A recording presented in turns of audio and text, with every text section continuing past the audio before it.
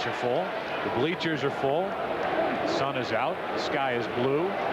The wind is blowing in from right, and the rooftops are full. Derek Jeter trying any way he can to get on base. Shows bunt and takes ball one. Jeter, Giambi, and Posada. For New York, there's no score, and the Yankees look for their first hit. Any place standing, standable, or sittable to view this game is taken. Jeter did not hold up. 1 ball, 1 strike.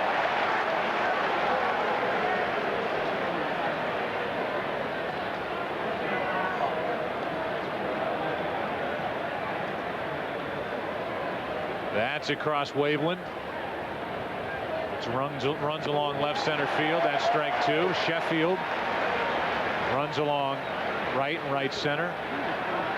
And no matter where you are, there are people down on the street waiting for a home run ball. There are people up above trying to stretch out and see some part of the action from a rooftop. Here's a 1-2 pitch. Another strikeout. That's 5 on the day for Kerry Wood. Match up with Roger Clemens, and so far it's Kerry Wood that's racking up the strikeouts, as you, beginning of our telecast, thought might happen. Yeah, Kerry on May 6th, 1998, in only his 5th major league start, he struck out 20 against the Houston Astros, a one-hitter allowing 2 base runners. Neither he hit a batter, and there was a single in that game. But he did not walk anybody. And when Clemens struck out 20 for the Boston Red Sox against Detroit, he didn't walk anybody in either game. Remarkable.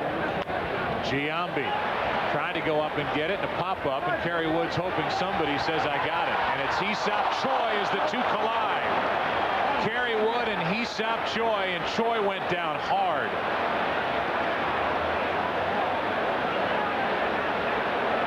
Boy, he hit his head, lost his cap, and hit his head right on the other side of the foul line between home and third. The catcher, Damian Miller, did not see the ball. And keep in mind, the catcher is the only infielder that doesn't have glasses, other than, of course, the pitcher. Sunglasses. Oh, boy.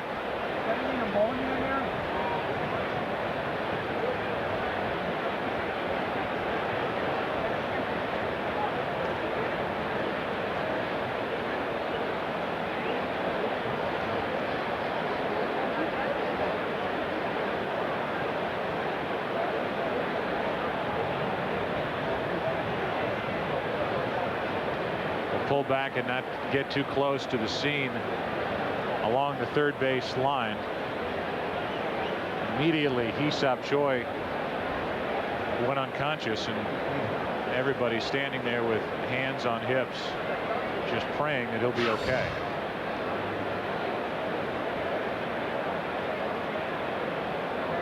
After the catcher couldn't make the play, now Wood gets in the way of Choi, but the way I saw it, it was when Choi came down and the head going back and falling back.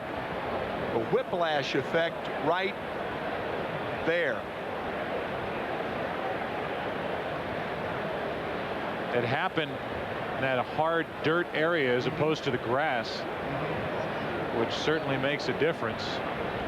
Wood was hoping he would hear, I've got it. Finally he did, and then it looked like the ball moved a little bit. Wood got back into the play with the wind blowing from our right to our left. The ball moved just at the end, and Kerry Wood kind of jumped back into the play. That's when he collided with Hee-Sop Choi. And then Hee-Sop Choi hit the ground. Don't think the injury came there, but right there. Hee-Sop is a very big man. He weighs 240 pounds. And it looked like the back of his head took the brunt of the body.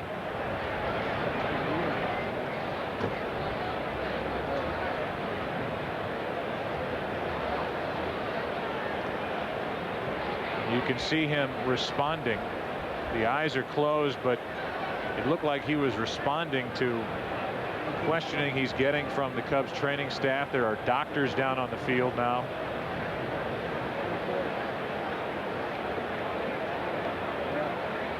And there's obviously no need to speculate from up in the booth. We'll just sit and watch with you and hope and pray that he'll be all right. Kerry Wood is now walking off the field and is going to, well, we'll see what he's going to do. Take a moment. Wipe off. I mean, Kerry Wood was involved in the collision as well. He came down. But I believe he came down, and I was looking more at Choi. It looked like Wood came down more on the grass. Yeah.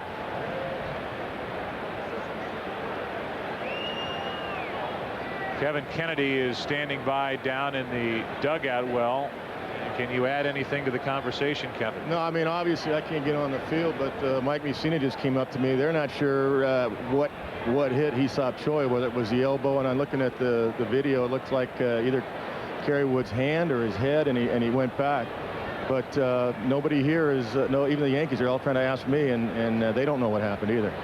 Team physician Dr. Stephen Adams is one of the doctors attending to Hee-Seop Choi, along with the training staff for the Cubs, and they will be ultra careful. As you look one more time, there's Wood landing in the grass, and the head and neck of Hee-Seop Choi coming down on that hard dirt along the third baseline. I mean, immediately Lenny Harris called for help. If you're wondering why Lenny Harris, the third baseman, didn't make that play since the ball was between third and home, was, Joe, as you alluded to, the wind blowing from right field toward the Cubs dugout took that ball between home plate and the pitcher's mound to the third base side. Otherwise, Harris has the best play. The catcher, Damian Miller, did not see the ball, so he was ruled out immediately.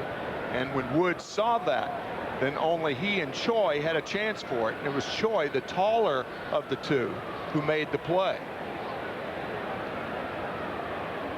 It really was, in retrospect, a terrific play by Hee-Seop Choi just to get there, find it, kind of lunging after the ball made the catch, and then he and Wood came together and Choi went down. So now they're going to open up the wagon gate area down the right field line and bring an ambulance straight onto Wrigley Field. You're obviously dealing with a head and neck area. Yeah. If you look at Andy McPhail, president of the Chicago Cubs team. With this type injury, with the way Hee-Seop Choi came down, they will be so careful as they attempt to move him into that ambulance.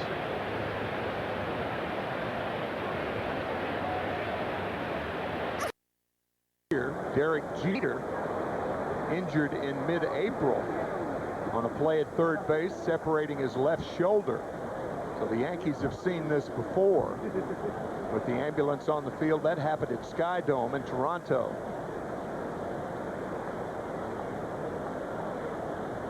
Come into a game like this, Tim, and you think about what's going to happen on Saturday and everything that happened on Tuesday, and talking about Sosa with the cork bat and Roger Clemens going for win number 300. Then something like this happens and it puts it all back into perspective. Not that we needed that, Joe. I remember after your father passed, we did a game at Wrigley Field, and we were informed about 15 minutes before the scheduled game time that Darryl Kyle had died in his hotel room, and that was the last game that we were supposed to do at Wrigley Field. And now this.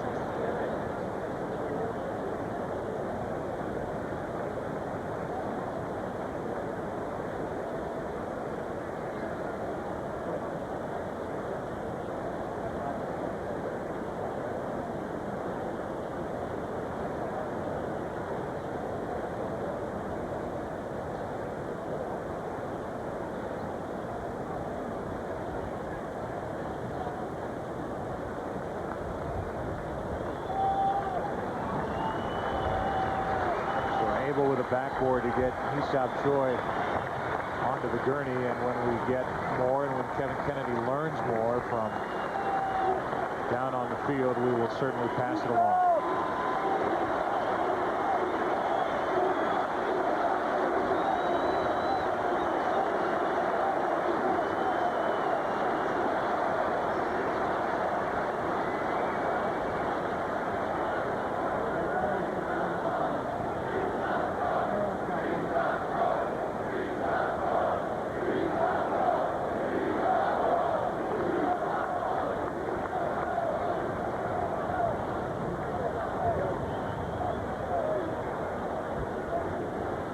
Baker handing a baseball inside the ambulance as this crowd was chanting Hee-Sop Choi's name, and now Kerry Wood is back out on the field with most of his teammates, and Wood, I'm sure, will be allowed as long as he needs to compose himself and get ready to face Jorge Posada with 2 out in the 4th inning. You know, Joe, when you alluded to Kerry Wood and his involvement in that, suggesting that perhaps there could have been an injury to him, I didn't even think about that initially. The play once again, because Wood goes into Choi, and perhaps Hideki took a blow from Wood and the ground, certainly off balanced. But because Hideki wasn't moving, I didn't think of Kerry, but looks after one more view of that play that Kerry could have been at least shaken up on the play. Appears to be okay. So Eric Karros will take over at first base for Hee-Sop Choi.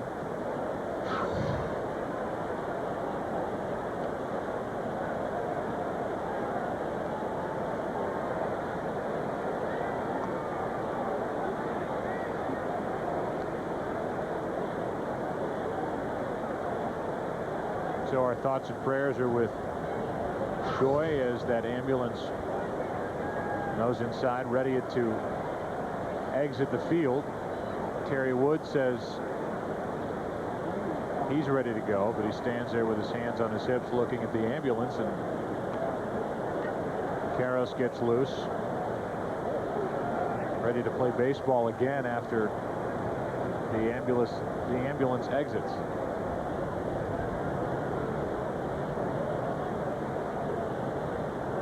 Looks as though the attendants of the ambulance perhaps could be in the rear with Hee-Sop, because right now I don't see anyone in the driver's seat.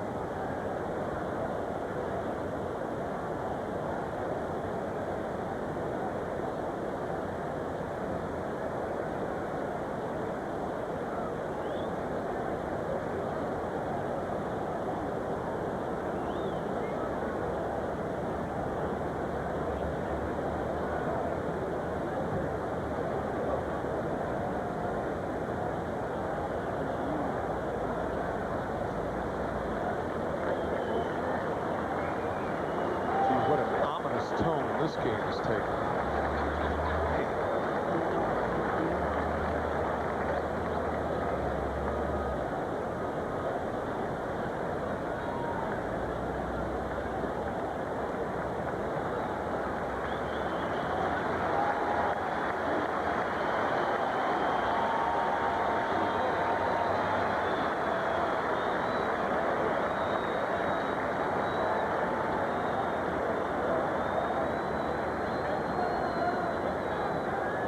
There's a firehouse right across the street. That ambulance belongs to the Chicago Fire Department, and it got here fast, making way out on the street, opening up the gates, and now off it goes. And as soon as we learn anything about the condition of Hee-Sop Choi, we will get it to you immediately.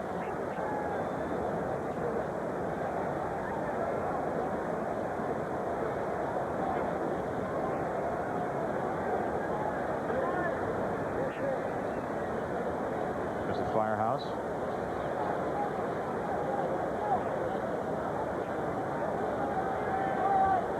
So the ambulance has headed out. Kerry Wood says a prayer and is ready to go back and pitch.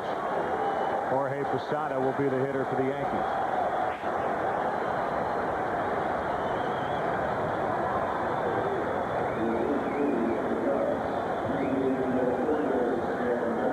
The only blemish on the record of Kerry Wood so far is the 1-out, 4-pitch walk to Juan Rivera. Other than that, Kerry Wood has been dominating these Yankee hitters. The Yankees come in only 9th in the American League with a team batting average of .269. On the outside corner for a strike to Posada, who struck out his first time up.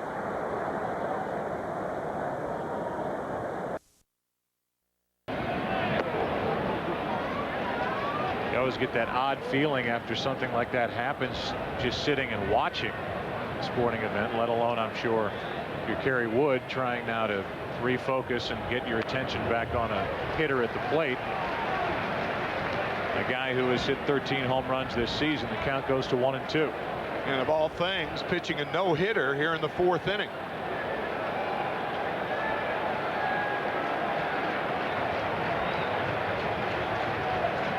Ball and 2 strikes. Another strikeout for Kerry Wood. He has 6 on the afternoon. The Yankees go in order. Cubs coming up, including Sosa. No score. 4th inning. It'll be the 2, 3, and 4 hitters for Chicago. Gonzalez, Patterson, and Sosa against Roger Clemens, who has allowed only a leadoff hit in the bottom of the 1st to Gressel. He has 1 strikeout. He struck out Kerry Wood last inning.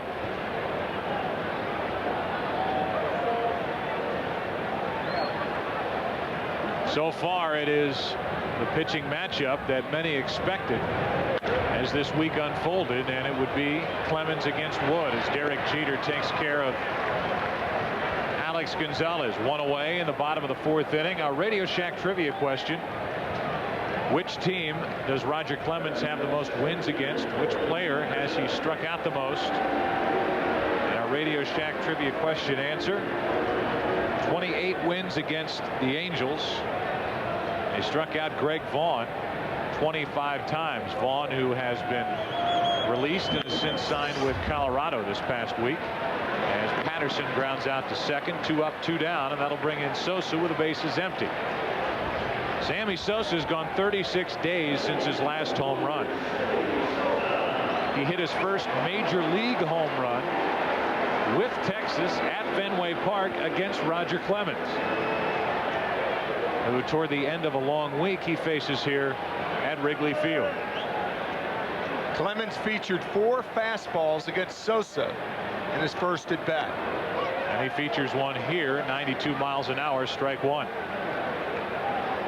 Sosa spent about 3 weeks on the disabled list with an injured toe, as Sosa lines one to Soriano and the inning is over. Now the Cubs go in order. Roger Clemens, a 1-2-3 inning. We go to the 5th here at Wrigley Field. Ventura will lead it off for the Yankees. No score. From right, the Yankees bat in the 5th inning. Robin Ventura first up. He struck out his first time, and that's strike 1.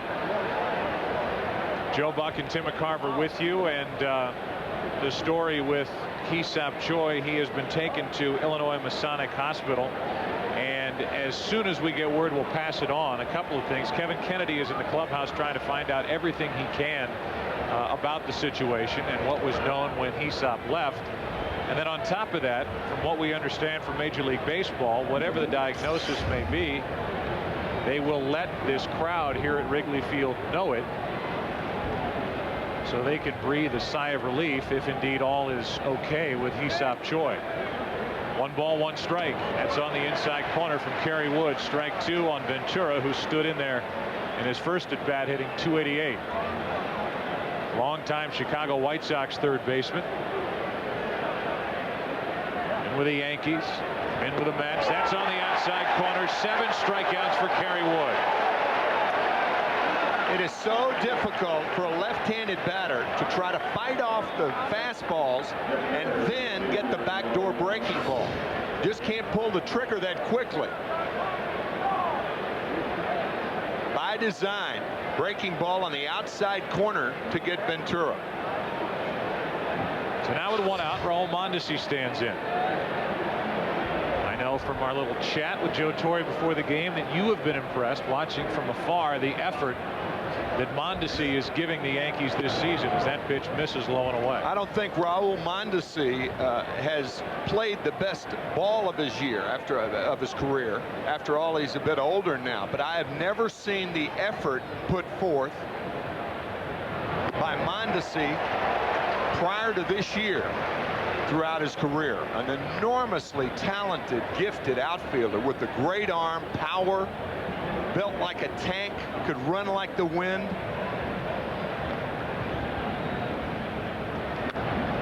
Check swing for strike 2. There are those in Los Angeles who think that Mondesi flaunted a lot of that, did not live up to capabilities. It's always a hard thing to pinpoint, but this year, I'll tell you, he is playing very, very hard for Joe Torre and the Yankees. Ball and 2 strikes, and that just missed Mondesi. Able to get out of the way, 2-2. Intentional or not, that will be in the mind of Mondesi as he digs his way in gingerly on a 2-2 pitch facing Kerry Wood, who has hit 10 batters this season. A lot of times Kerry, his breaking ball breaks so much he hits hitters. Now it's a full count. I remember watching a game between the Cardinals and the Cubs, first time the Cardinals came in here, where he hit Fernando Vina with about a 56-foot breaking ball, and Vina swung at the ball. Hit him in the ankle. Yeah, so it was a strike and not a hit batsman.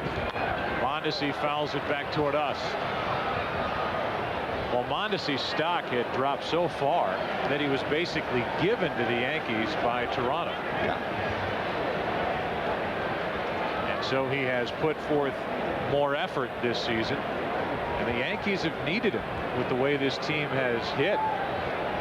After a tremendous 18-3 start, they're 17-22 since. 2 out, 8 strikeouts for Wood. When we talk about hitting this season, how about hitting today? The in-game box score is brought to you by Subway. Soriano has a strikeout. Jeter 1. Giambi 1. Posada 2. Same for Ventura. Mondesi adds 1 here. And the only man to reach was Juan Rivera in the 3rd inning on a 1-out walk. And then a good bunt by Clemens to get one down fair against Kerry Wood. 2 out, nobody on. Here's Matsui. Strike 1. 50 home runs a year ago for the Yomiuri Giants. So far, he has hit 4. Joe, this is such an atypical game. I don't care whether the wind's blowing in or not. It is a rare occurrence at Wrigley Field to be halfway through the game with only 1 hit by both sides. And not just 1 hit, but look at these at-bats and look at these swings. Terrible, terrible, and understandably terrible against the stuff that these 2 guys are featuring today. Hitters have been hapless.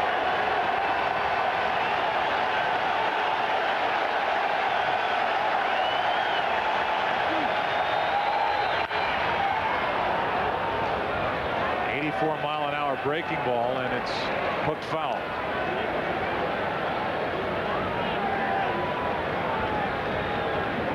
So this crowd, after that scare with Hee-Seop Choi, trying to work its way back into the action.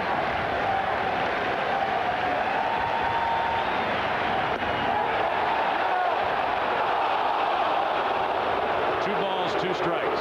That was close.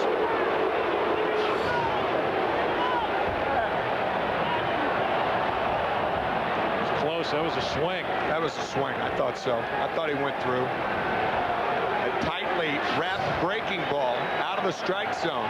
Yankees get a break.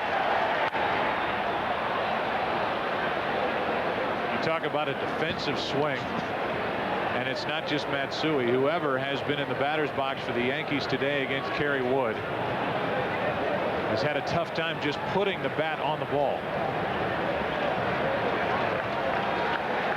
Looking for strikeout number 9.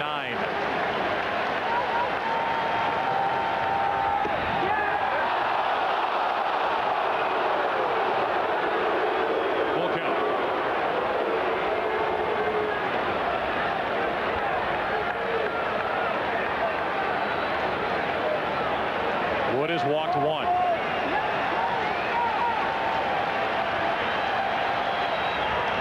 Ripped into right field. That ball's got a chance to go. 1-0 Yankees.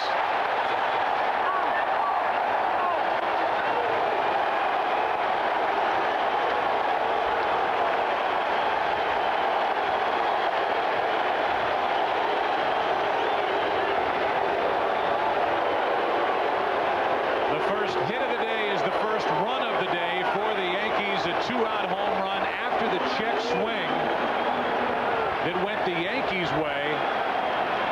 Matsui gets another chance and makes the most of it. That's what Dusty Baker was looking down at third base umpire Laz Diaz. Furious. That was a 3-2 breaking ball. And remember earlier we talked about Joe Torre's admittance that Hideki Matsui was having trouble with the two-seam fastball. He is grounded out more than any other major leaguer this year. He gets a breaking ball and puts the Yankees on top. Now Rivera flies to Sosa in right. At least 4 breaking balls in that sequence that I can remember, including that sat there, and Matsui goes deep at Wrigley Field. But that happened only because this was not called a swing, and consequently strike 3. A few pitches later, the home run for Matsui, number 5 on the year, and the Yankees strike first. To you by Subway, fresh made sandwiches on fresh baked bread. Subway, eat fresh. By Dr. Scholl's massaging gel insoles. Are you gelling yet? By Carrier, the world leader in heating and air conditioning for 100 years. And by Radio Shack. You've got questions? We've got answers.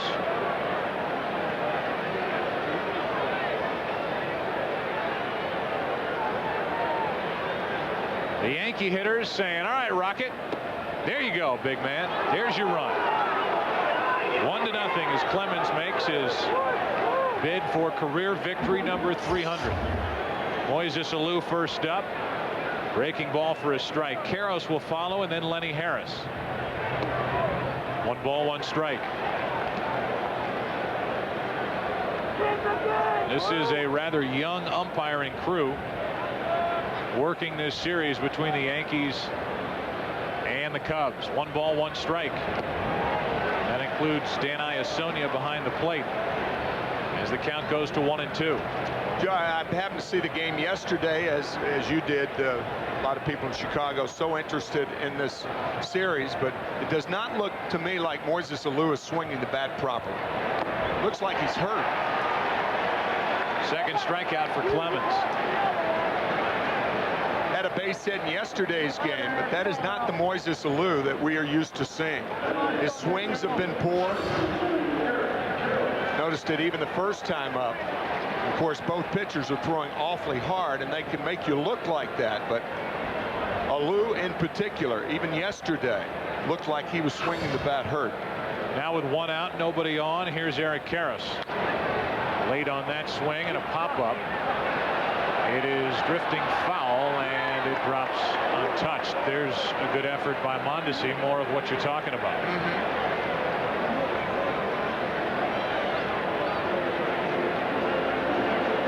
Roger Clemens trying to get through the 5th inning with a lead. It's Karros now, Lenny Harris on deck. Dangerous play.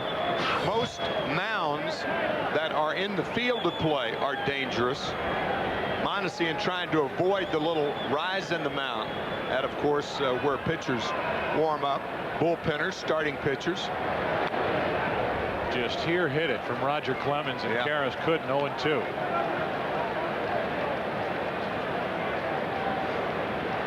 Catch Me If You Can. Like a good name of the movie. Yeah. With 1 out and the base is empty, no balls, 2 strikes.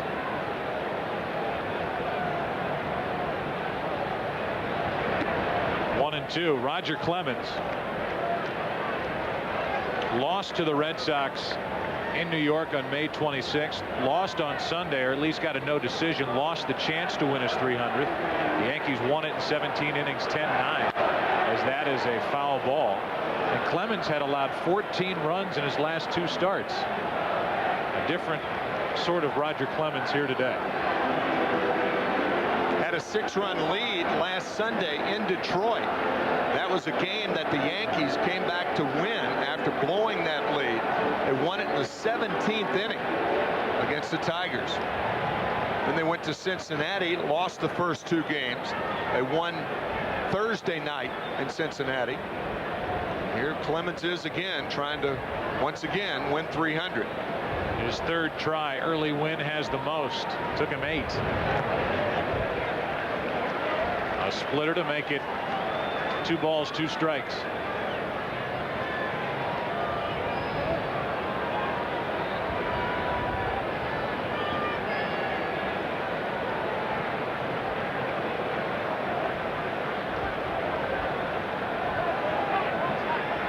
Clemens' best year in the big leagues, 1986, 24-4. Cy Young Award winner, his first of 6, and the MVP that season as well. Here's a 2-2 from number 22. It's low. It's a full count.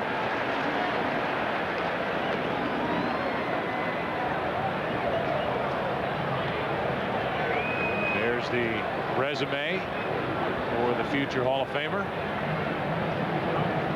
He didn't get the World Series titles until he joined the Yankees. He was the pitcher in Game 4. They beat the Braves in '99. That's 2 out, and that's back-to-back strikeouts and 3 on the afternoon for Roger Clemens. Tomorrow the scene shifts to Pocono for exciting NASCAR Winston Cup racing. Dale Jarrett looks to defend his title against the best drivers in the world in the Pocono 500, presented by Subway.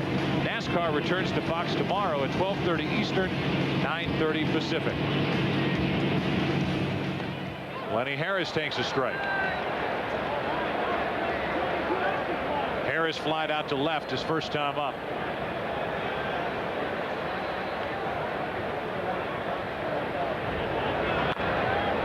Now it's 0-2, and Clemens could strike out the side. Roger Clemens looking for his 4th strikeout. He came into the game 9 strikeouts shy of becoming just the 3rd pitcher in Major League Baseball history to reach 4,000 in his career. Harris didn't go. There is no way that Laz Diaz was going to punch out Lenny Harris then. Not after the disputed call last time.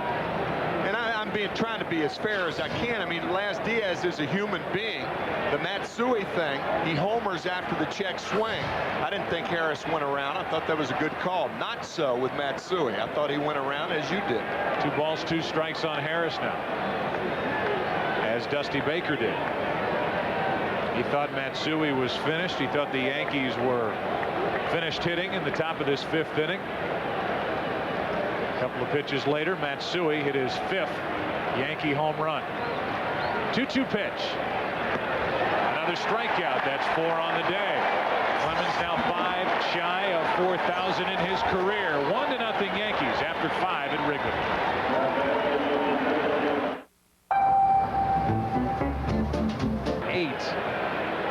6th inning, 1-0 Yankees on the home run by Matsui. Clemens and Soriano, then Jeter. 0-2.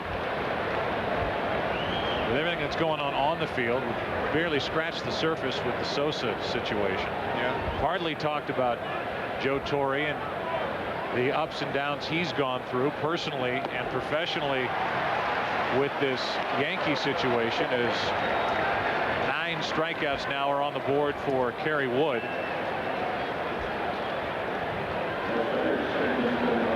And with 1 out, nobody on, Alfonso Soriano walks in. The only reason I brought up earlier about the barrel of the bat having Sosa's name on it, I think it would work in a way to Sosa's defense if his name was on the barrel of the bat that was corked that broke in the game. If it isn't, if it's a blank bat, or if it's the name, you go through these bat racks in a dugout, and you can find names on bats from guys who have been traded 10 years ago. That's true. That's right. I mean, there may be a McCarver bat down in the bat rack right now for the Cubs. I was traded a little longer than 10 years ago. You never know. But these bats have a way of lingering. Yeah, that's true. And if a guy grabs onto a bat that he likes and it doesn't break and a guy moves on, the bat sometimes stays behind. The guy's retired. 1 ball, 1 strike on Soriano. But if his name isn't on the barrel of the bat, and again, the barrel of the bat hasn't been found, then them checking 76 of Sosa's bats with his name on them doesn't mean anything. I think it'd just be interesting to see if they found the barrel of the bat, which is missing. Bat boy grabs it after the barrel of the bat breaks on that Tuesday night against Tampa Bay, and it hasn't popped up since. It will. I guarantee it will. But not now. 1 ball, 2 strikes. 2 balls, 2 strikes. It is just the talk of this town. The talk of the, as you brought up in the opening, it's overwhelmed all the other sports stories in baseball and other sports. On 2-2. That's a foul ball. And we've all heard by now, or most have heard, the charges by Pedro Martinez and others that it's racially motivated. And believe me, I have no business stepping out on this limb because I'm not a Latin ball player in the big leagues. But my personal opinion is that there is so much awe involved here because Sammy Sosa is so loved. Right. Because he is such a hero to so many in the game that it was stunning and heartbreaking in a way that there was cork in his bat. Yeah, there's empathy for Sosa, not the reverse. I mean, how can you not love Sammy Sosa with the way he plays this game? The home runs that he hits, 3 times he has hit 60 or more home runs, the only player in Major League Baseball history to do it. That moment here at Wrigley, carrying the American flag around with him on a home run tour, and then playing to the cameras the night in September of '98 with McGuire, looking at the fans, smiling. I mean, this guy is everything to me that's right with the game of baseball, and then that happens, and it's like throwing a stick in the spokes of some kid riding a bike. People are dumbfounded. Baseball fans are saying, how can that happen?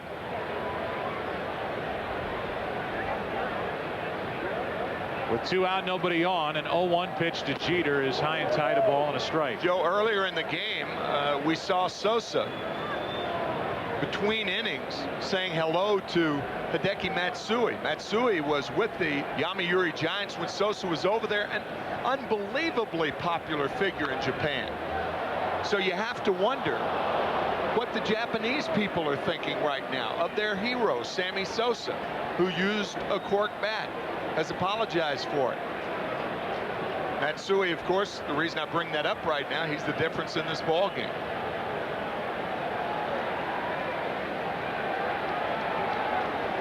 Two out, nobody on, a ball and 2 strikes on Jeter. Just blown away. And strikeout number 10, another double-digit strikeout day for Kerry Wood. But the only number that matters to him and the Cubs, 1. They're down 1-0, bottom of the 6th. The 6th inning, the Cubs bat. They have the bottom 2 in their lineup, Miller, then Kerry Wood, then Gresselanek. 1-0 Yankees on the Hideki Matsui home run, which happened in the 5th with 2 out. And a riding fastball from Clemens is high for ball 1. Miller, his first time, grounded out to short. It was a 5-3 victory here yesterday for the Yankees over Chicago, and that's pretty well hit down the left field line.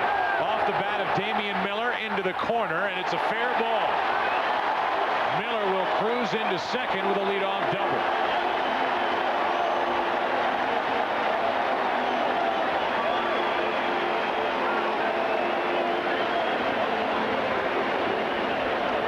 Kerry Wood walks to the plate. The person he collided with, Hee-Sop Choi, is at the hospital. For a brief update, let's go down to Kevin Kennedy. Thanks, Joe. I talked to the PR department of the Cubs. They said Dr. Steven Adams went with Hee-Sop Choi to the hospital. It's less than a half a mile away. He was conscious and moving when he got into the ambulance. So that's good news, I think. Good news. And if we know any more, we'll pass it on. And they plan to announce something to the crowd if they have something more concrete before the end of this game. Right now, Wood is trying to get Miller over to third. Keep in mind, Giambi has a poor throwing arm at first base. If you bunted hard to him, throwing to third would be a remote possibility. The one flaw in Giambi's game is he is a very, very poor thrower. Former third baseman is Giambi. It's back to Clemens. He has no problem throwing. And out at third is Miller, one away.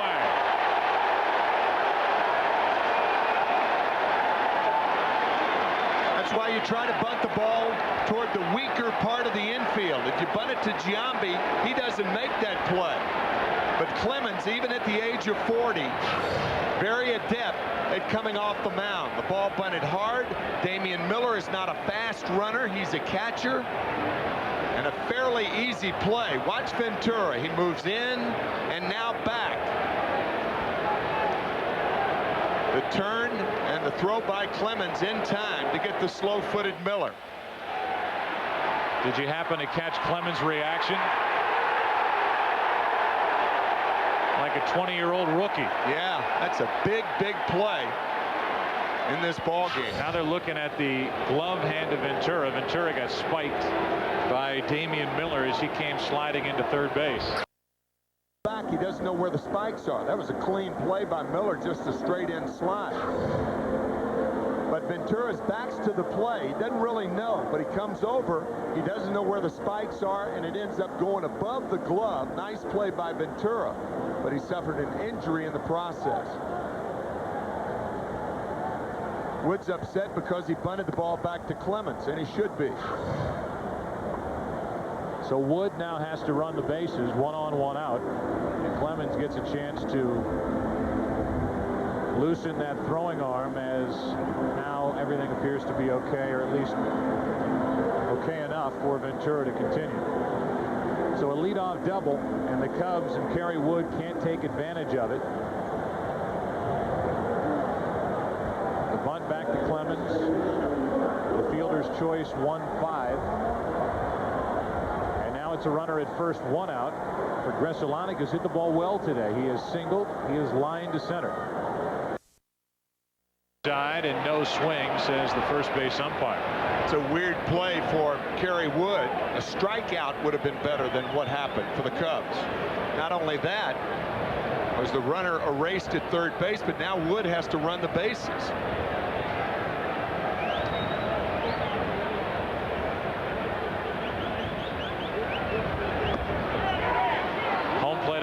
Dan Iasonia, who on what could be a very historic day is working the plate. Dan Iasonia is listed as a AAA reserve umpire, and he's working the plate here at Wrigley Field with Roger Clemens and Kerry Wood hooking up, as Kerry Wood is on the short end of a 1-0 Yankee lead as Clemens pours one in for strike 2. Clemens with 299 career victories and 4 strikeouts on the afternoon.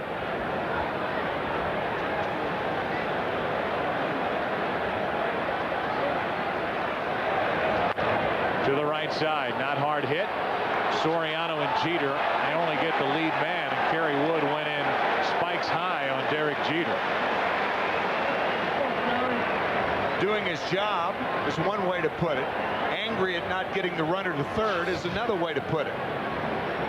Because arguably that little weak ground ball by Gresselanik, had Damian Miller been on third, is a run, and this game's tied, and Wood knows it.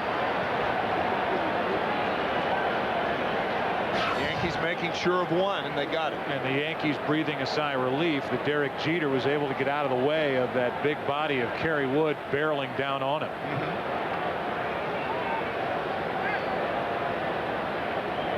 So it's a runner at first, 2 out, and Alex Gonzalez, who has dropped down a bunt and grounded out, stands in.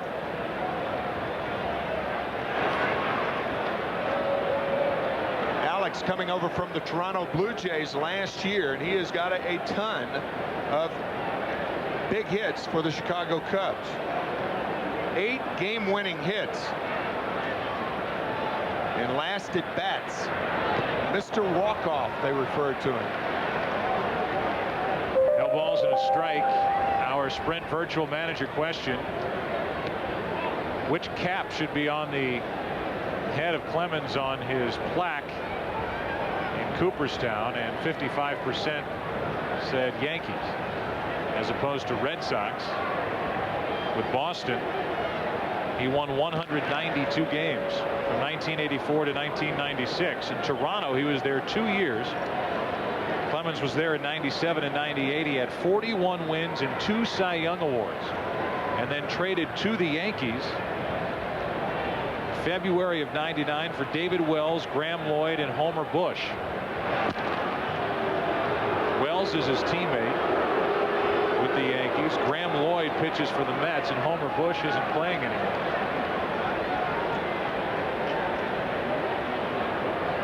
Runner at first, 2 out. No balls and a strike on Gonzalez. Gresselanek running, and the throw by Posada sails into center field, and now Gresselanek will be 90 feet away with 2 out.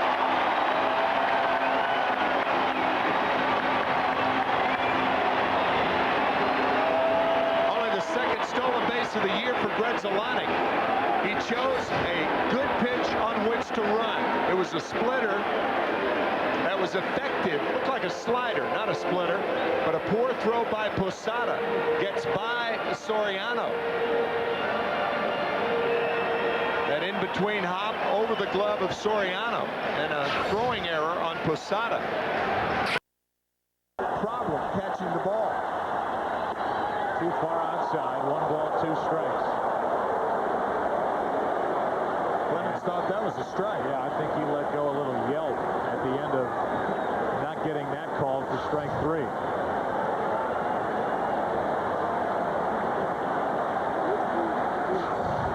Runner at third, 2 out. It's the tying run, and Gonzalez hits it hard, and what a play by Ventura. Robin Ventura, who starred on the south side, dashes the hopes of the fans on the north side with that play. Still 1-0. Back after this from your local Fox station. With home field advantage in the World Series at stake, this time it counts. The 2003 All-Star Game on Fox. This game moves into the 7th inning. It's a 1-0 game, a total of 3 hits, and Giambi gets out of the way of ball 1 inside. It'll be Giambi, Posada, and Ventura. Robin Ventura has made a couple of very good plays to help Clemens keep the Cubs off the board in this game. 2 balls, no strikes from Kerry Wood.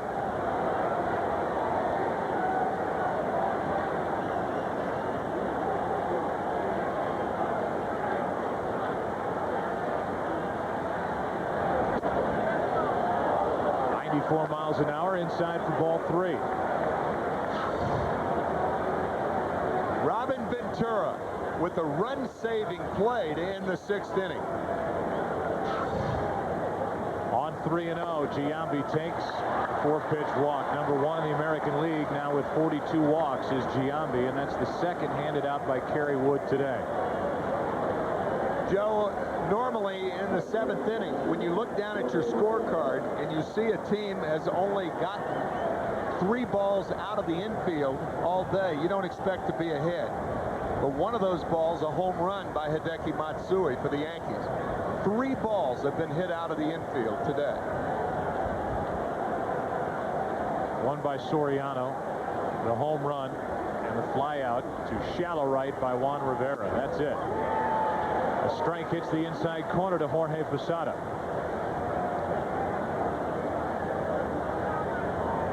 We expected a good pitching matchup, and we are getting every bit of it. The combined efforts of the 2 Texans, Roger Clemens and Kerry Wood, here this afternoon. The opposite way, Moises Alou back to get it. 1 on, 1 out.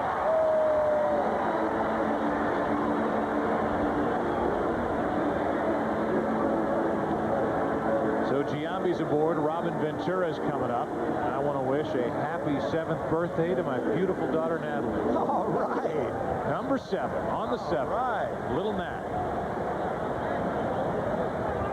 That's great. We're in the top of the 7th. A runner at first, 1 out. A run on the board. That's it. It belongs to the Yankees. And Robin Ventura has struck out twice. As we just said, his contribution to this game has come with a glove on his left hand. 1 ball, no strikes. Even the play that he made at third, backing up to take the throw from Clemens, which was about 95 miles an hour, to get the tag down on Miller. Last half inning was a big play. Certainly not a routine play. He caught it foul territory, had to come back to make the tag. 1 ball, 1 strike. You think your guy Bobby Mercer behind us is getting a little nervous? Look at this. He's going to sing "Take Me Out to the Ball Game." He's Wow. the show in about 5 minutes or 3 minutes the way this game's going. We'll save the public and go to commercial. 1 ball, 1 strike, 1 on, 1 out. And a ball down and in, 2-1. There's Bobby Mercer. There's the top of Tim's hair. Well, I've heard Bobby sing the blues a lot. I've never heard him sing "Take Me Out to the Ball Game." Nor do we particularly want to. No. Here's a 2-1 to Ventura. Off the hands. Good pitch by Kerry Wood. 2-2. To look at the big picture for a moment, the Yankees come in after having fallen out of first place this past week with 2 terrible games at Cincinnati to start this interleague action. Now they're a game and a half up on Boston in the AL East. Meanwhile, the Cubs, with last night's victory by Houston, come from behind over Tampa Bay. The Cubs are out of first place for the first time since the 15th of April, tied with St. Louis, both teams a game out behind Houston. And what a year for Joe Torre. Finding out from his general manager, Brian Cashman, that Derek Jeter had been named the 11th captain in team history for the Yankees while they were in Cincinnati, of all places. He didn't get the call from George Steinbrenner. He finds out from Brian Cashman, and from the reports, when Jeter signed his contract a couple of years ago, Joe Torre was cool to the idea. People then take the action by Steinbrenner to be a little jab at Joe Torre's power and leadership of this Yankee team on the field by doing so and not consulting him. 2 balls, 2 strikes. Full count now on Ventura. Not only that, but when Derek Jeter signed the $19 million a year contract over 10 years, $190 million, the press conference was held over the weekend when press coverage is on the telephone. Because George, yeah, it was a conference call because George Steinbrenner was upset at Derek Jeter getting $19 million a year. Go figure. I mean, here's one of your stars, like General Motors making a good car and then saying it's not a real good car and trying to sell it, peddle it to the public. Give me a break. 3 balls, 2 strikes. Runner at first, 1 out. Now what's Mercer doing back there? Turning his back to us. Here's a 3-2 pitch and a fly ball into left. Moises Alou takes it in, 2 out. You know, we talked about that sequence and the 3-2 curveball to Matsui. The difference in this game, the batter before him, Raul Mondesi, swung and missed at a 3-2 breaking ball. That was the 2nd out of the inning. And now the sequence to Matsui. Missed with the fastball. Now with the count 1-2. That's the disputed pitch. Did he go too far? Cubs thought so. The Yankees said no. And on the 3-2 curveball, difference in the ball game. 1-0 New York. 5 breaking pitches in that series to Matsui when nobody can hit his fastball today. That's right. And the reason we showed that 3-2 breaking ball to Mondesi is a lot of young pitchers think that a good breaking ball to a right-handed batter would have a similar effect on a left-handed batter, and that is not true, and it's a very important point for young pitchers to know. Left-handers view them differently. They pick it up quick. Mondesi rips one into left field, but Alou ties a record. He made all 3 putouts in the inning. There you go. Bobby, it's all you. 1-0 Yankees at Wrigley. Do it, baby. Mercer, an ex-Yankee and Cub, saying, "Take me out to the ball game," and a big rip by Corey Patterson, who's hit 12 home runs this season. We'd like to play you more of it, including his singing, but Simon Cowell of American Idol won't allow us to do that. The 0-1 pitch. It's bloody dread. Bobby has a different. Loved it, though. Bobby has a different accent. 1 ball, 1 strike. Patterson, then Sosa, then Alou. Big bats in this inning for the Cubs to deal with Roger Clemens. Ooh, nasty. Remember in the scouting report at the beginning of the game, we said arguably Roger Clemens throws the hardest spitter ever. Well, that was an example of one right there. 89 miles an hour, split finger fastball that just dived out of the strike zone. Another good rip. Well, you can see why they have high hopes for Corey Patterson. You heard about him a couple of years coming up through the minor leagues. Acevedo and Hammond in the bullpen. Man, if I'm Roger Clemens and I have a shot at 300 at Wrigley Field, I don't want to be sitting in the dugout watching Acevedo or Hammond try to help me get it. Yeah, your point before the game that Rivera would be his choice. Patterson strikes out. That's 5 strikeouts and 3,996 in the career of Roger Clemens. Keep making pitches like that, you won't need anybody from the bullpen. Bullpen let him down in Detroit. Will they get another opportunity here at Wrigley? Another battle between Clemens and Sosa. Sosa's 0 for 2. Hasn't homered in 36 days. 5 starts since his last complete game. And the Yankee bullpen about 80% in guiding it home. I'm sure Clemens doesn't want to play the odds. He's had this hanging over him since the season began, as he makes his 3rd attempt to win 300 in his career. 1 ball, 1 strike on Sosa. Rivera's another story, but the setup relief for the Yankees is not what it once was. Pretty good rip by Sosa. 1 ball, 2 strikes. Debbie Clemens, Roger's wife, watching.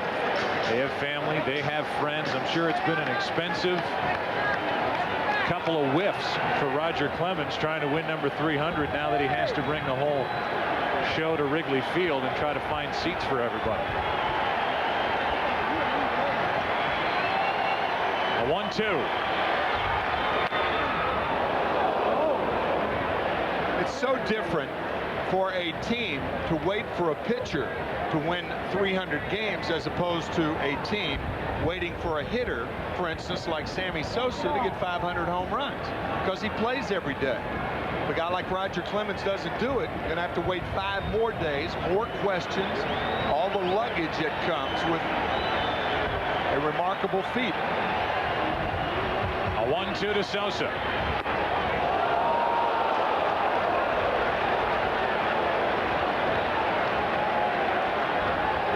Two balls, 2 strikes.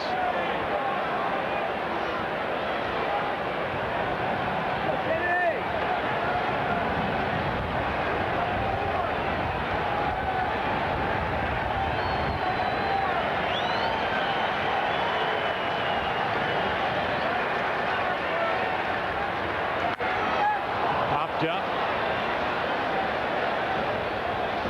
Out of play. Still 2-2. Move that pitch down about 4 inches and this game would be tied. He just missed that ball, but that's that rising action of the high Clemens fastball. Put that fastball down around the thighs instead of between the belt and the armpits, and this game could be tied. It sounds strange, but there is not much of a difference in a guy fouling a ball straight back and hitting a ball 400 feet. It'll be interesting now to see how Clemens follows that pitch. If he goes back with the heat, or after that high fastball goes to the split-fingered pitch to try to finish off Sosa. I think the splitter would be my choice if I were Clemens. Hideki Matsui out in center field. His home run, the only run of the day. 1-0 New York, bottom of the 7th.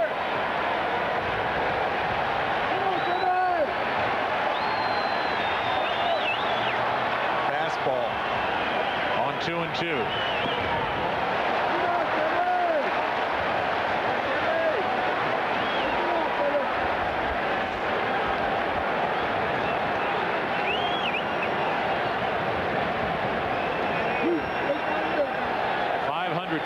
Career home runs for Sosa.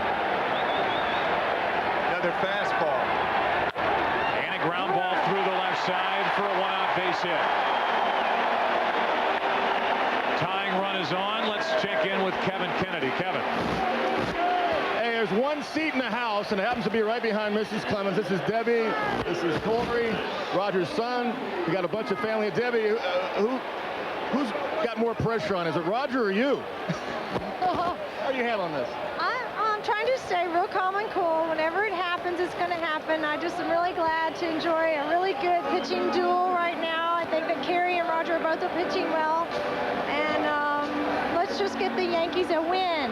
Now, if you don't think she knows how many strikeouts Roger has, what did you just tell me a moment ago, that last strikeout? Number what? I said that was number 5. How many more for 4,000?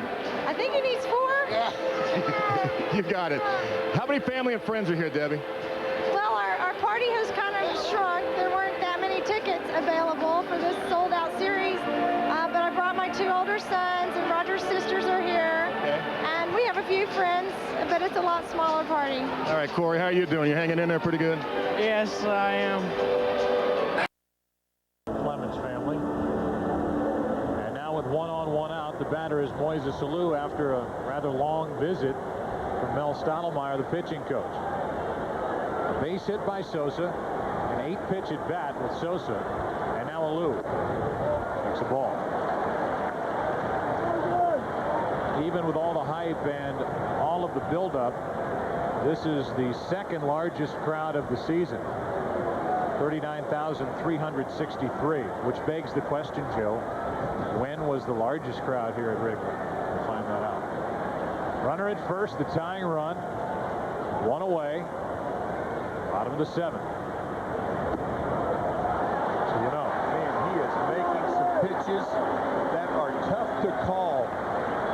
Your point earlier about Dan Iasonia is nothing against Dan. I think Dan's going to be, he is a good umpire, but he's inexperienced, and you'd wonder why Major League Baseball would have a format to where a young, inexperienced umpiring staff is doing this series. 2-0. 3-0. Iasonia is a AAA reserve umpire. That's what he's referred to as in the media guide, as Mel Stottlemyre and Joe Torre are discussing, I'm sure, how much longer they want to stay with Roger Clemens should Moises Alou reach. Interesting situation. If Dusty Baker were hitting right now, he'd want to be hitting. We'll see if he gave Alou the hit sign. On the corner. I think he was hitting then, but that pitch right on the outside corner, and Alou properly took it. Watch the front side. That's not a taking mode. I think he was hitting, but it just caught the corner. Alou surprised to hear strike 1 called. It's 3-1. Alou's hit 5 home runs this season. That is ball 4 as they appeal down to first. No swing, and it's 2 on with 1 out. And that's going to be it for Roger Clemens. A strikeout, a hit, a walk. And now the Yankees, as this crowd will let Joe Torre and the Yankees hear it. They're going to go to their bullpen here in the 7th inning and let Clemens sit and watch the rest of this.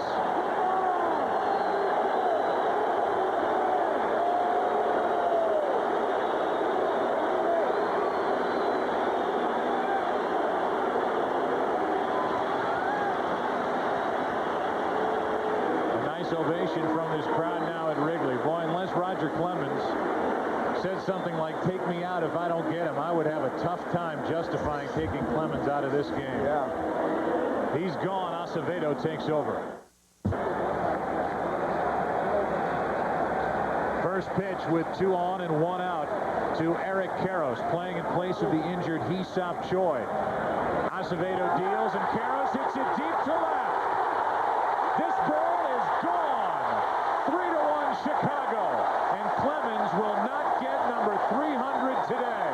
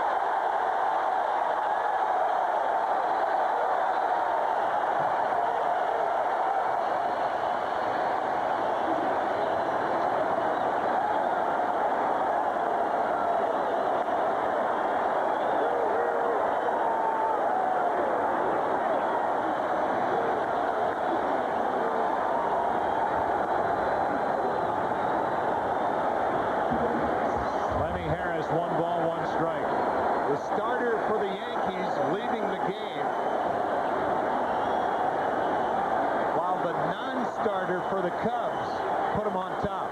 That is a rocket hit to first, caught by Giambi. When Roger Clemens was taken out of the game, he let the home plate umpire Dan Iasonia, when Clemens was in the dugout, have an earful. Only 84 pitches on the afternoon. Still throwing 93, 94 miles an hour.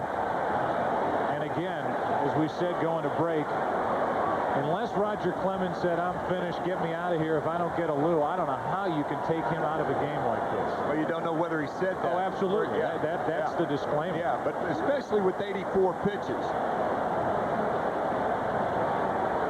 Because if he's going to lose the game, you would think that Joe Torre would say, listen, he's going to lose the game. He's going to be the guy to do it, not the bullpen. It was not Rivera coming in. It was Acevedo. Right. We're in the 7th inning, and this crowd is alive and well. A 3-1 Cub lead after 7 at Wrigley. After a 4th inning injury to Hee-Seop Choi. Took the first pitch, a riding fastball coming in toward him. It was up, and Karros sent it up and out. And just like that, the Cubs went on top 3-1. Clemens, no chance in Chicago to win number 300. That will drag on because of this. And what a moment for Eric Karros, the longtime Dodger, to step to the plate and rip that ball out of the park. Wasting no time against Juan Acevedo.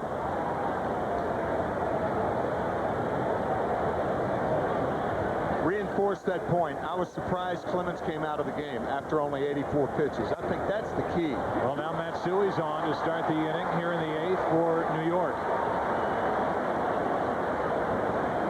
Kevin Kennedy managed Roger Clemens with Boston. Kevin, your thoughts? Joe, there's no way Roger asked out of that game. 84 pitches is nothing for him. As we were talking yesterday, he said, Skip, I remember so many times you'd come out to the mound, I'd have 125, and you'd say, hey, you're our best guy. He'd stay in there. As we talked about all week, his legs are so strong, his mechanics are so good. There's no way he asked out of this ballgame. He never did in 2 years with me. If anything, he's forced himself to go back out for an extra inning when I wanted to take him out. Runner at first with nobody out, Juan Rivera. It's called strike 1. Ruben Sierra, the newest addition to this Yankee team, and you can be guaranteed that before the trading deadline rolls in this season, there will be additions to the setup relief corps for the New York Yankees. In fact, Joe Torre telling us before the game he still believes Jose Contreras will be a major part of the bullpen for the Yankees before the end of the season. And think about it, Jose Contreras has won his last 2 ball games as a starter. Runner at first, nobody out, tying run at the plate. Rivera swings at a terrible pitch that bounced in there, a ball and 2 strikes. That was that tightly wrapped 56-foot breaking ball thrown by Wood.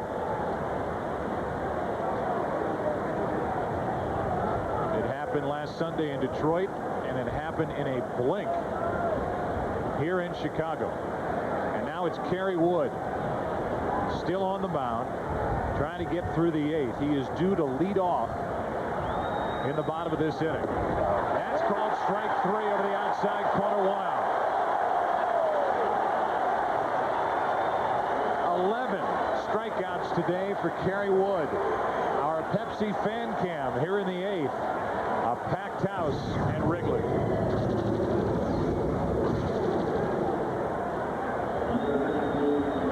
A lot of the kids in attendance here today, and to answer the question, the largest crowd at Wrigley Field this season, Memorial Day against Pittsburgh. They got over 40,000, just under it here today, but standing room only. And now with Rothschild, pat on the backside, back to the dugout. It's 1 on, 1 out, and Ruben Sierra, recently picked up from the Texas Rangers, will step to the plate. I remember back in the 1993 All-Star game, Tom Kelly, who was 1992 All-Star game in San Diego. Tom Kelly told me about Ruben Sierra. The one thing you can't do is speed up his bat head by throwing 85-mile-an-hour sliders. Well, if that was true in 92, it's particularly true right now. So I'm sure Larry Rothschild went out and said, if you float a breaking ball into this guy, he can hurt you. If he's going to hurt you, make him hurt you with the fastball. Well, Sierra just took one for strike 1, and it's 1 on, 1 out.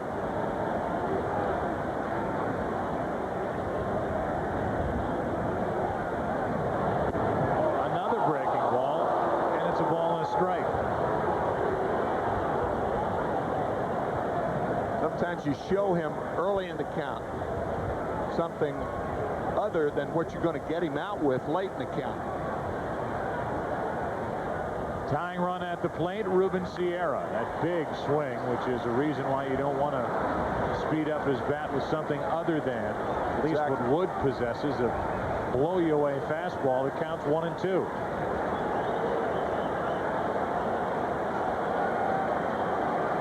Some hitters, because of that big swing, take a long time to get to the strike zone. Ruben Sierra is one of those types of hitters. 279 career home runs. Back with the Yankees, takes ball 2. 2 and 2. 3 home runs this season with Texas. Sitting 263, 9 doubles.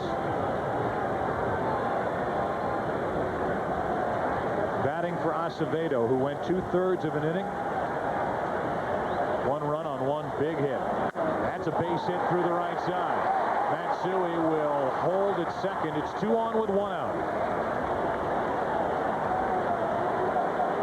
So Sierra comes through for Joe Torre off the bench. And it's our GMC game summary, brought to you by GMC Professional Grade. In the top of the 8th inning, now the Yankees have a golden opportunity with 2 on and 1 out in the top of the order coming up. The numbers for Clemens, who right now is on the hook for the loss if the Yankees don't rally. Now we're going to have a pinch runner. The numbers for Wood, who's trying to get through 8. Matchup of 2 Texans, one 25 years old, one 40 years old. And the 25-year-old is still in the game. Gibson will take over at first base as a pinch runner. It's 2 on with 1 out. And a strike on the inside corner to Soriano. Joe, if I'm the Cubs, this is the one guy I do not want to see up here.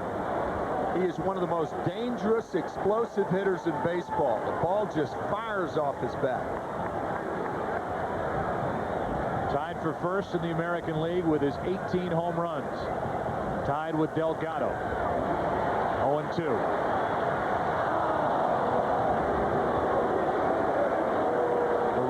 In the American League this year for Soriano. number 1 in hits in the major leagues. Tied for, or rather first in steals, tied for first in the home run department. Total bases, 9th in RBIs. Tying runs are on. Key here is not throwing a strike. 1-2, 97 miles per hour from Wood.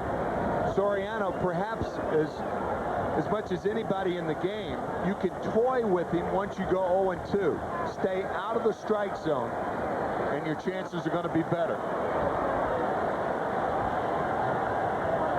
Clemens threw 84 pitches. Wood well up over 100.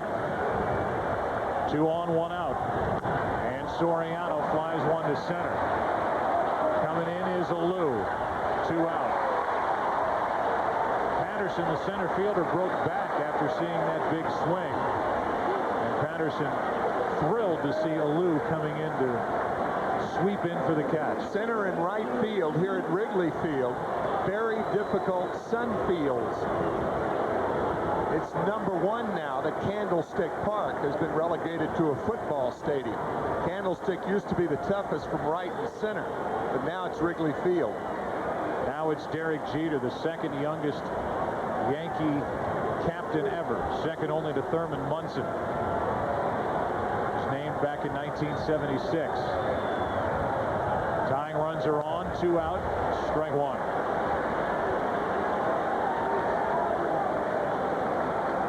I'm a little bit surprised that Lenny Harris is still in the ball game for defense, and I'm also surprised to see him on the line. Derek Jeter does not, if there's anybody in baseball, you got to give him the line. Derek Jeter hits the ball to right, center, and right field. I think Lenny's too close to the line at third.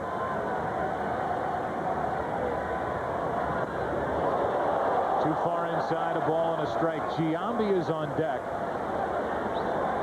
And Mike Remlinger is getting loose, the left-hander for the Cubs in their bullpen.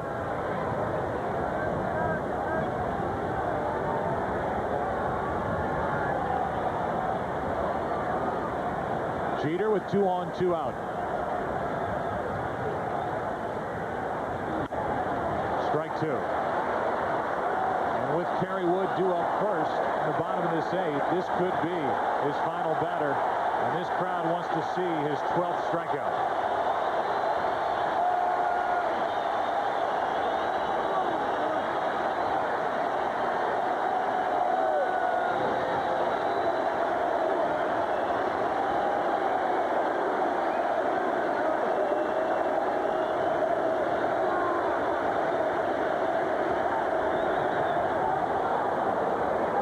And by the way, a terrific block by Damian Miller to keep the tying run out of scoring position. Yeah, the runner on second getting to third, not nearly as important as the runner on first getting to second.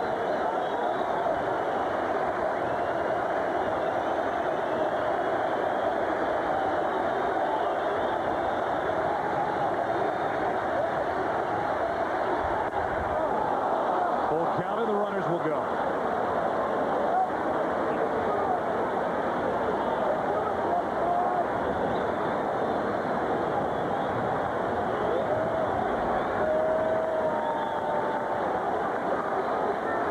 You would have to believe is Kerry Wood's last batter of the day, no matter what.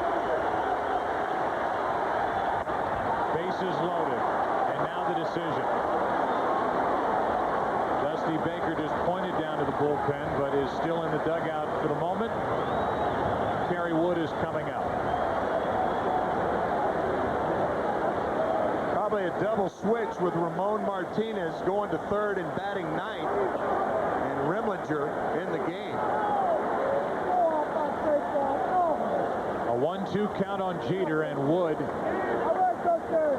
lets him get away, and now Kerry Wood will have to go sit and watch his setup relief try to end the inning and keep the lead. Bases loaded, 2 out. Remlinger coming in, Martinez taking over at third, and the big left-handed slugger Jason Giambi coming up for the New York Yankees.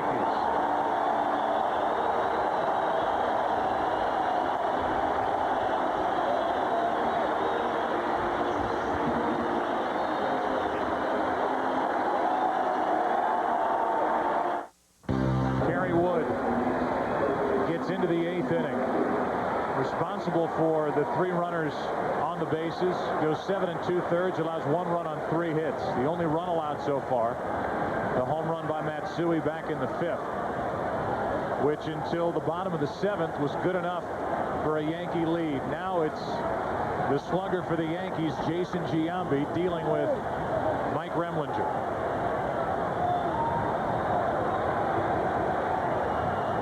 Sacks jam, 2 out. Strike 1. Remlinger is the type pitcher that the Yankees, after they let Stanton leave the ball club, really don't have, and that is a matchup lefty. Remlinger is that type for this situation with Giambi. He's also very adept at getting right-handers and left-handers out.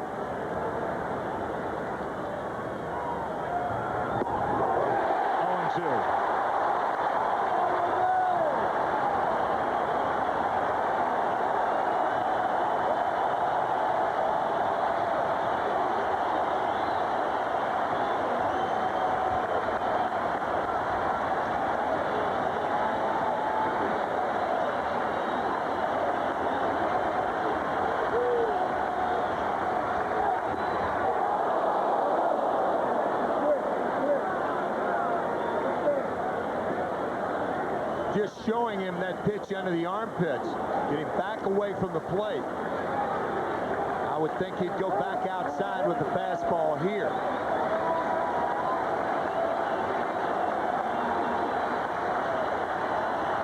Back in. 2-2.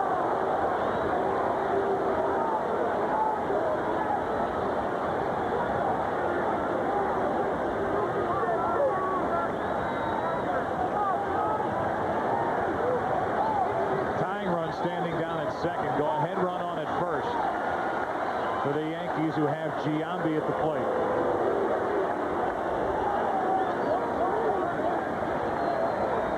He homered yesterday. He has 14 on the year.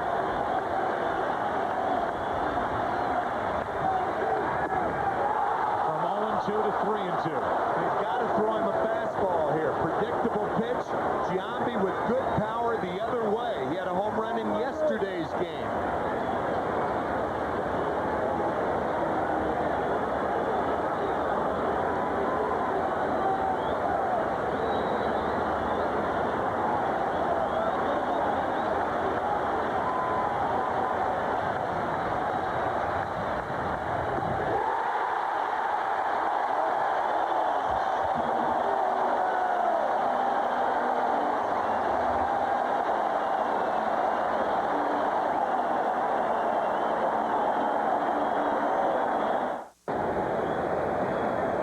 Martinez, who took over in the double switch, will lead it off for the Cubs against Jeff Weaver, the 3rd pitcher of the day, and now working out of the bullpen for the Yankees, losing his starter's spot after his last effort last weekend in Detroit. Martinez homered here yesterday. Very good, useful utility player is Ramon Martinez, who Dusty Baker had with the Giants.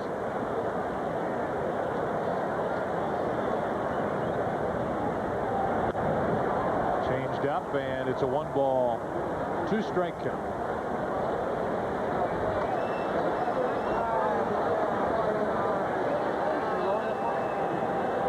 What a day at Wrigley. 2-2. Joe, I saw that scorecard, and I remember Pat Piper, who was here for about 70 years. He was the public address announcer. Lineups every day. He was also the ball man. He used to bring the balls up to the umpires, so he had a dual purpose. People familiar with Wrigley Field over the years can remember Pat Piper saying, "Ladies and gentlemen, get your pencils and scorecards ready." Weaver. That one got away and almost got Martinez, and it's a full count. They see a load of ability in Jeff Weaver, but turning it into victories and consistent pitching has been tough. Or your point earlier, what Joe Torre told us, that Contreras will be in the bullpen and a big asset to them once Weaver is straightened out. And really, that's been one of the issues between George Steinbrenner and Joe Torre, Jose Contreras, and how it was handled when they sent him out. Joe Torre telling him initially that he was just going back to AAA. Then word came from Tampa he was going down to Florida. Joe Torre was embarrassed. Felt like he had lied to the player as Jeter in the hole. Ball hits off Ventura's glove. Jeter goes to get it. And Martinez is on with what likely is a hit. And it is.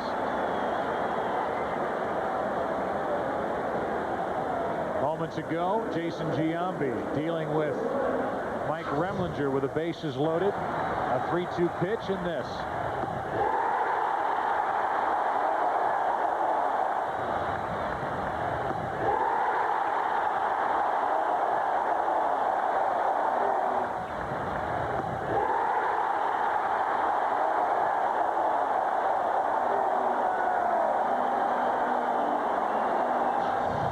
First, nobody out here, and Gresselanek at the plate.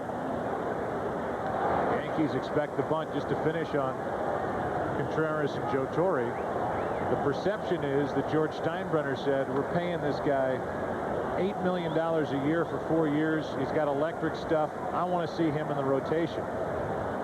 Well, he eventually got into the rotation last Friday and was outstanding in a win over the Tigers. He won his last time out in Cincinnati. As the bunt is good by Gresselanek, the sacrifice is good. 1-4. Down to second is Martinez. And we give you our Pepsi All-Star Ballot update.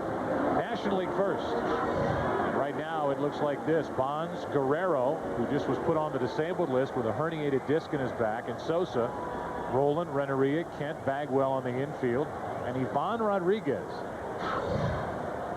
behind the plate. Right now leading in their categories with the votes. Ball one up and away to Alex Gonzalez. Ivan Rodriguez has the luxury of catching one of the finest young arms I have seen in the major leagues in a long, long time. That's Dontrell Willis, the left-hander who's 4-1 for the Marlins. Boy, do I love to watch him pitch. And you alerted me to the fact that he used to be in the Cubs organization. Yeah, came over in the Al Fonseca deal. Who, by the way, is no longer the closer here with the Cubs. It's Joe Borowski who's getting loose, and he will take over. That's ball 3-0 with Corey Patterson on deck. Gonzalez, a sacrifice bunt, 2 ground outs.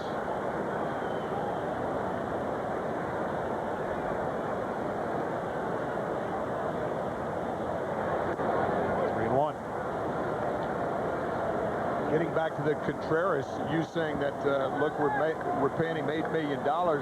We want to see him as a starter. You know, for George Steinbrenner and the partners of the Yankees to think by just having the highest payroll in baseball. That's fair down the right field line, and it will add to the Chicago lead. In to score is Gresselanek on an RBI double by Alex Gonzalez. Cubs tack on here in the 8th inning to take a 3-run lead. RBI double off Jeff Weaver after the infield hit by Martinez. But to wrap up that point, just because you have the highest payroll in baseball doesn't mean it's a laydown. That guys are going to just give you the pennant. You don't win the pennant at a bank or on Wall Street on a financial sheet. You win it between the lines, and the Yankees are not playing well right now. And between the lines, Joe Torre is going to make another pitching change. Weaver is going to exit. It's a 3-run Cub lead. Silver and Corey Patterson swings over the top of a pitch, strike one. I said earlier that the Yankees really don't have that matchup left-hander when Remlinger came in, because sometimes Hammond, because of his changeup, is tougher against right-handed batters. That's right. 1 ball, 1 strike. Juan Acevedo hanging his head in the dugout. He has not moved since being replaced in this game.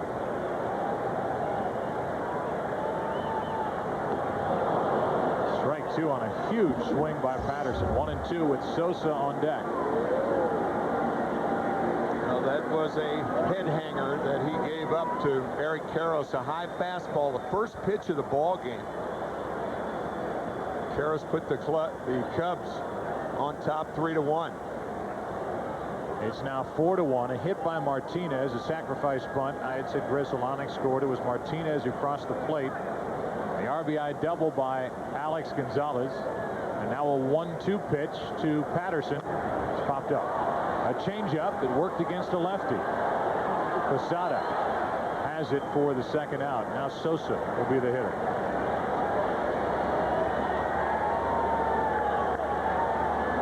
So you know, the Yankees bullpen has allowed 44% of inherited runners to score, which is the third highest number in the major leagues. Kansas City and Boston higher. The major league average is just over 34%, and the Yankees at 44%. So that's a spot, even with a $180 million payroll, that needs to be improved. With 2 outs, Sosa takes the ball up and away. It's so alarming that what Yankee fans are comparing it to is the bullpen, as you mentioned earlier, the bullpen the Yankees have had in the past years. Jeff Nelson is now with Seattle. Mike Stanton now with the Mets, even though Stanton is ailing. That's toward the middle. Jeter can't keep it on the infield. In to score is Gonzalez. Another run and an RBI for Sosa. And it's 5-1 Chicago in the 8th.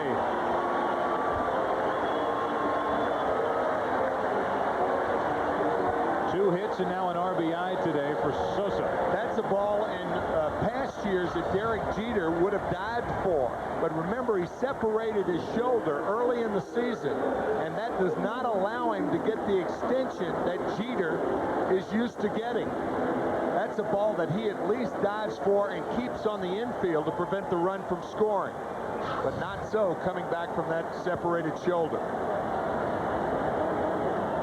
Person of Juan Rivera, who has not. Karros is going in front of first base, trying to find out by Dusty Baker what he wants him to do. In my view, you just play behind Matsui. You have a 3-run lead with 2 runners on.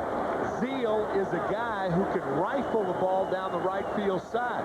So it looks to me like you ought to guard the line instead of holding Matsui on. Baker chooses not to do that. First and third, 2 out. Zeal, who rarely swings at the first pitch, comes up empty. Almost never. Todd Zeal came up in the Cardinal organization, traded to the Cubs in '95, the same day St. Louis fired Joe Torre as their manager. Way late, strike 2.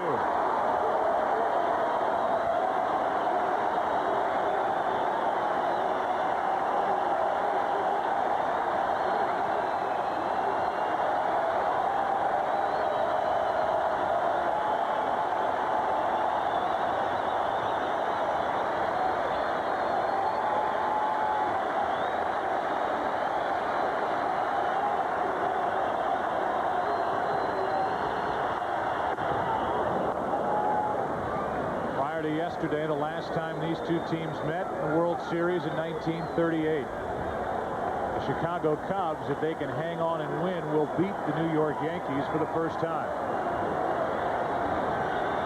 Swept in 32, swept in 38. Cubs lost here yesterday to the Yankees 5-3. Lead 5-2 today.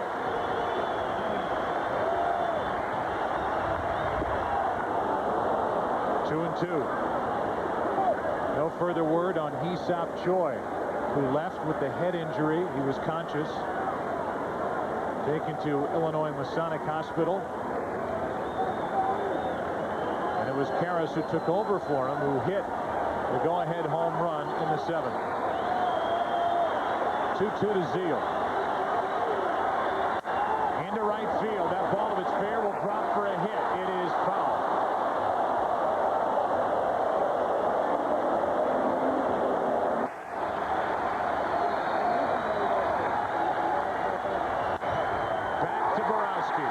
The Cubs have defeated the Yankees